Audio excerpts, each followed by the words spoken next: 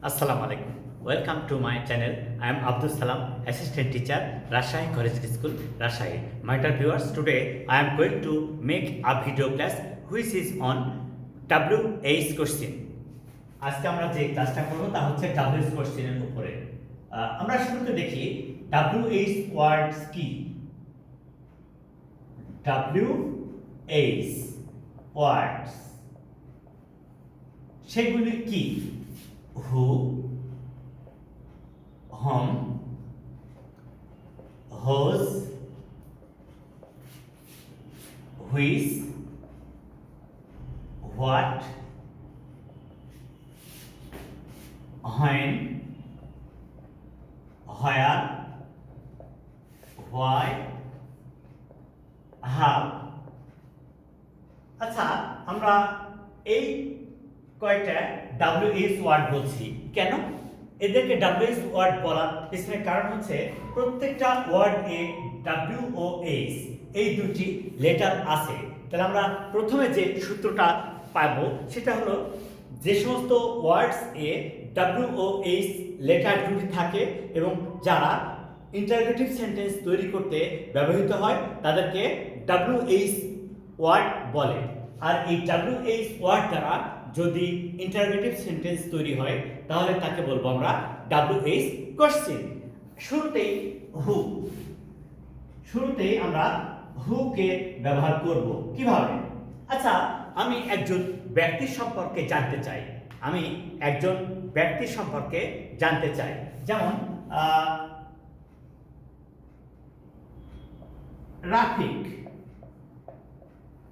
Rafiq is my teacher.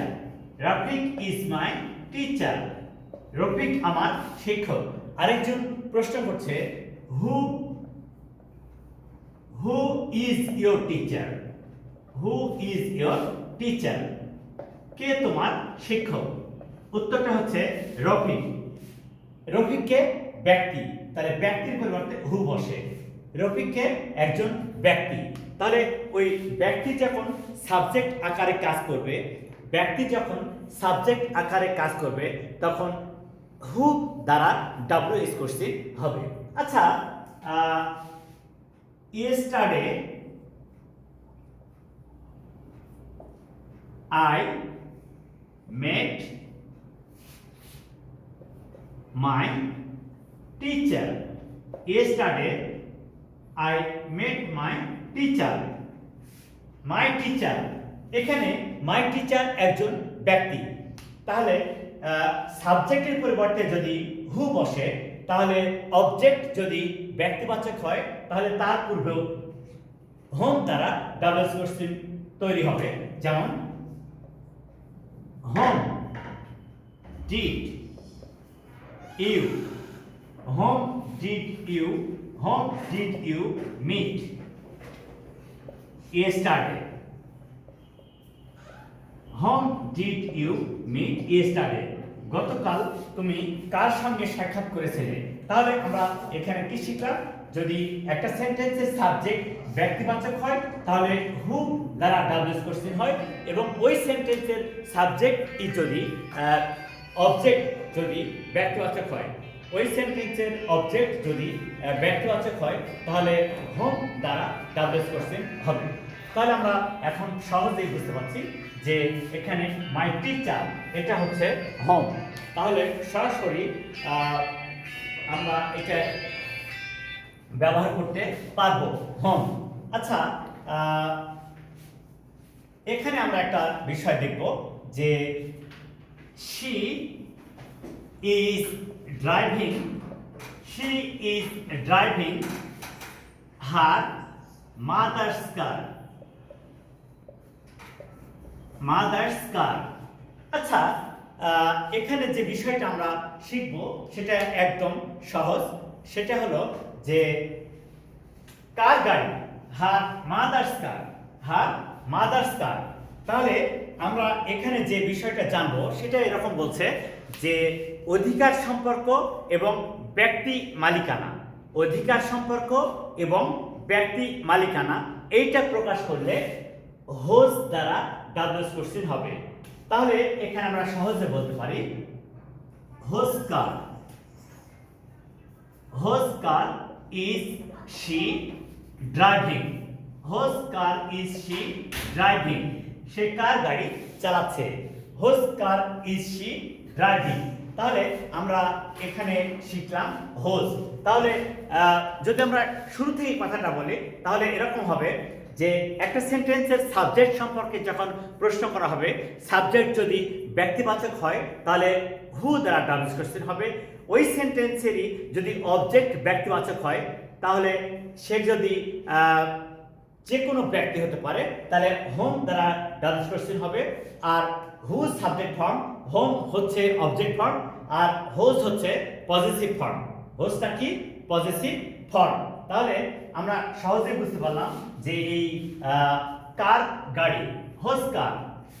তাহলে আমরা এখানে সহজেই বুঝতে পারলাম যে কখন হু, কখন হোম, কখন হোজ ব্যবহার করা যায়।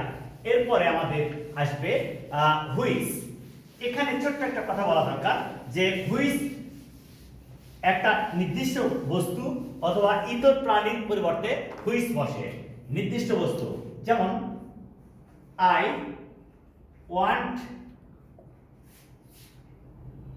a blue shirt.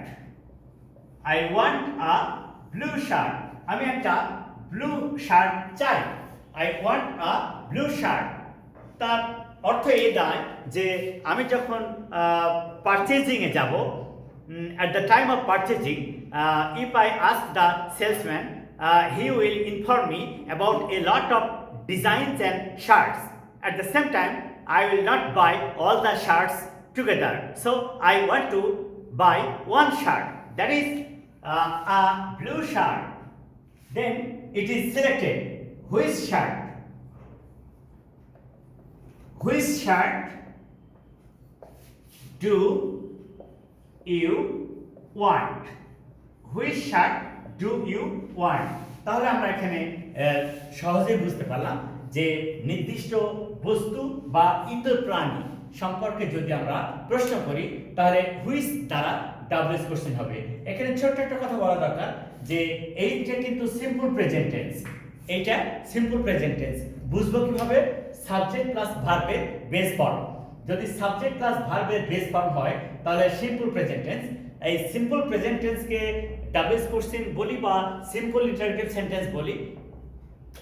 এই সাবজেক্টের পূর্বে ডু বা ডাজ বসে, সাবজেক্টের পূর্বে ডু বা ডাজ বসে, আর ভার্বের তো বেস ফর্ম হবেই। এইটা তাহলে আমরা কি শিখলাম যে একটা সিম্পল প্রেজেন্ট টেন্সকে ইন্টারোগেটিভ সেন্টেন্স ডাবলস কোশ্চেন করতে গেলে সাবজেক্টের পূর্বে ডু বা ডাজ বসে, ভার্বের বেস ফর্ম বা প্রেজেন্ট ফর্ম। যদি subject third person singular number present tense হয় তাহলে সাবজেক্টের পূর্বে ডাজ, আর first person second person plural number হলে ডু বসে, আর ভার্বের বেস ফর্ম, ভার্বের বেস ফর্ম। তাহলে আমরা আপাতত এই চারটা ডাবলস ওয়ার্ড নিয়ে ভিডিওটা তৈরি করলাম। আশা করি এখানে তোমাদের আর কোনো সমস্যা হবে না। তাই ভিডিওটা শুরু থেকে শেষ পর্যন্ত দেখো এবং তোমাদের ফ্রেন্ডসদেরকে শেয়ার করো যেন তারাও উপকৃত হতে পারে। আসসালামু আলাইকুম।